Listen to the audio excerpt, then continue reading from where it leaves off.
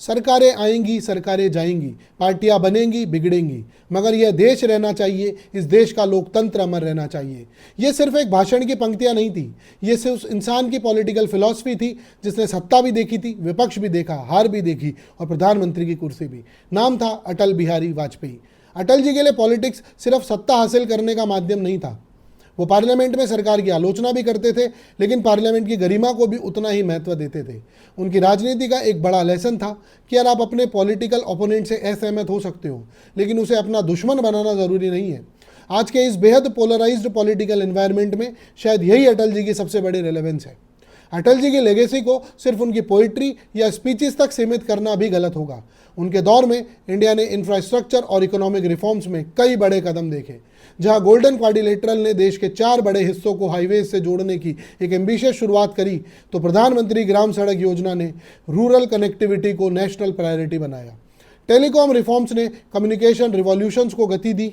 सर्व शिक्षा अभियान के जरिए यूनिवर्सल एलिमेंट्री एजुकेशन की दिशा में एक बड़ा पुश दिया गया और इकोनॉमिक गवर्नेंस में FRBM एक्ट फिस्कल डिसिप्लिन की दिशा में एक बड़ा महत्वपूर्ण कदम था। डिसइन्वेस्टमेंट के लिए एक अलग इंस्टीट्यूशनल फ्रेमवर्क बनाया गया।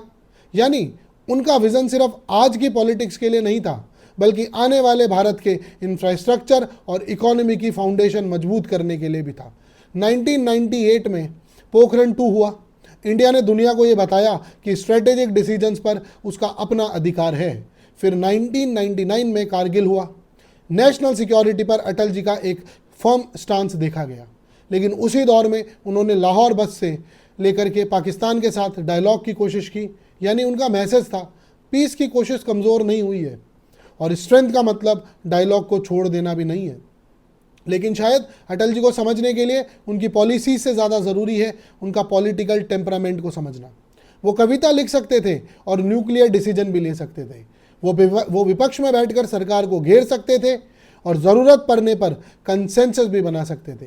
वो कहते थे हम सत्ता के लिए राजनीति नहीं करते हैं, हम राजनीति के लिए सत्ता नहीं चाहते, क्योंकि उनके लिए आखिर में व्यक्ति नहीं, पार्टी नहीं, सरकार नहीं, देश बड़ा था। आज अटल जी हमारे बीच नहीं है, लेकिन उनका एक सवाल आज भी हमारी पॉलिटिक्स के सामने खड़ा है। क्या राजनीति में विरोध के बावजूद संवाद बचा रह सकता है? क्या सत्ता बदल सकती है लेकिन लोकतंत्र की मर्यादा कायम रह सकती है? शायद अटल जी की अपनी ही आवाज़ में इसका जवाब है, सरकारें आएंगी, सरकारें जाएंगी, मगर ये देश रहना चाहिए। अटल जी को विनम्र श्रद्धांजलि। जय हिंद। मैं हूँ चर्चित पारिक और आप देख रहे हैं पॉलिटी प्रभा। Thank you.